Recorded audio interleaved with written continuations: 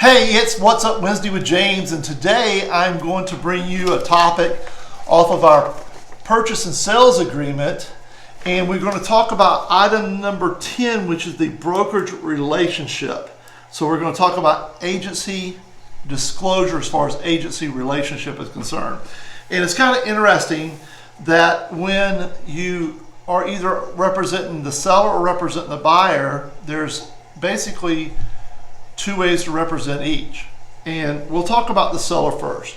So you go out and you're going to represent a seller. The seller's going to be the client, and you're going to list their house, give them full representation, and you're going to take care of everything from listing their property, marketing it, negotiating the contract, seeing them all the way to the closing table. You're going to give them true representation.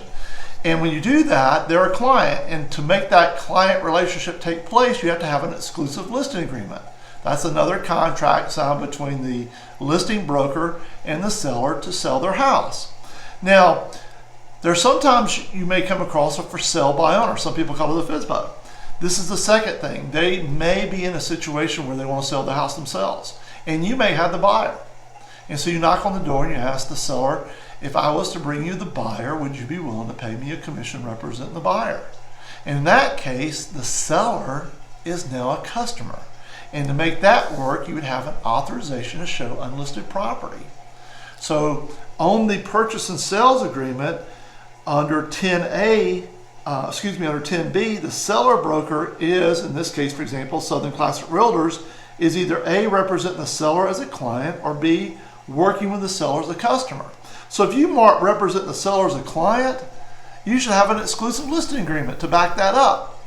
If you are working with the seller as a customer, then you need to have the authorization showing listed property because they're a customer. It's one or the other. And by the way, just to let you know, when there is a complaint filed with the Georgia Real Estate Commission, the very first thing that the Real Estate Commission looks at is item number 10. They want to know what type of agency relationship is being involved with the consumer.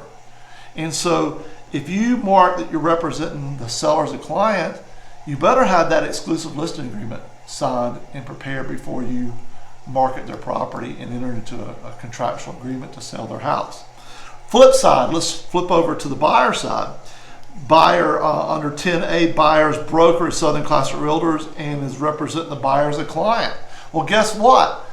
The exclusive buyer's engagement agreement is what makes that whole. So if you don't have an exclusive buyer's engagement agreement signed by the buyer, you don't have a client relationship. And if you mark that you're representing them as a client and you don't have that signed, you're in violation of the Georgia Real Estate Commission rules and regulations, and you can get in trouble for that. So a lot of people say, oh, I don't get that done. I don't.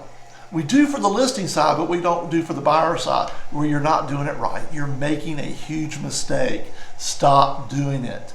Because I promise you, if it ever gets in front of the Real Estate Commission and they find out that you haven't done it, then you're just going to have to pay a big old fine. That's all. And if you want to give your money away and maybe probably do some continuing education credits and get your hand slapped, feel free.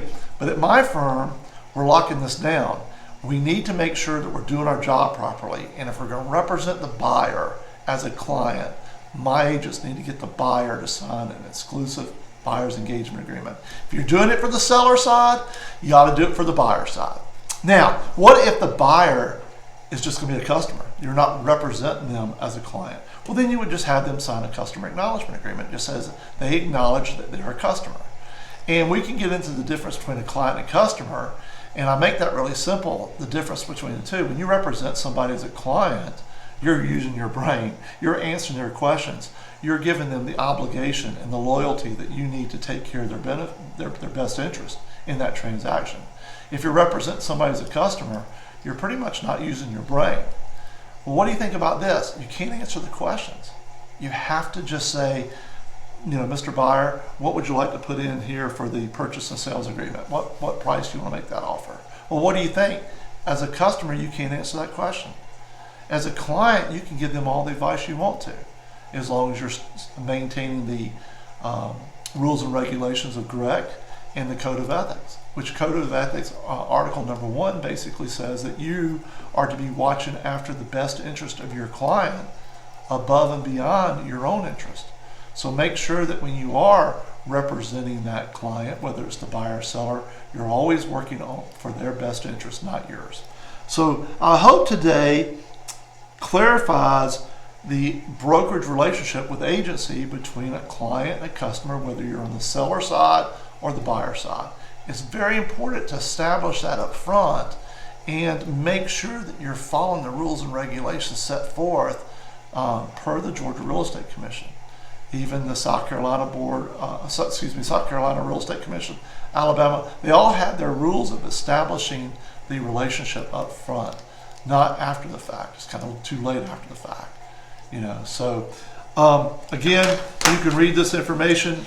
If you're looking on the first pages of the purchase and sales agreements under number 10, but if you flip over a few pages, each item on page 1 is defined out. And so if you go to page 4 of 9, it gives you an actual definition of the brokerage relationship in this transaction and lays it all out for you to read.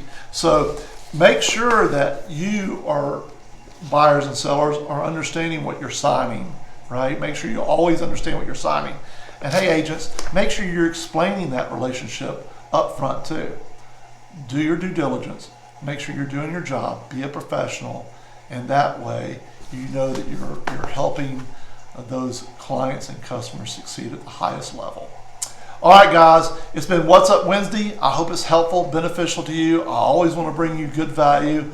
And today we were addressing the agency relationship on the purchase and sales agreement under item number 10. Okay, wishing everybody the best. Have a good week. And until next Wednesday, I'll see you soon. Take care. Thank you.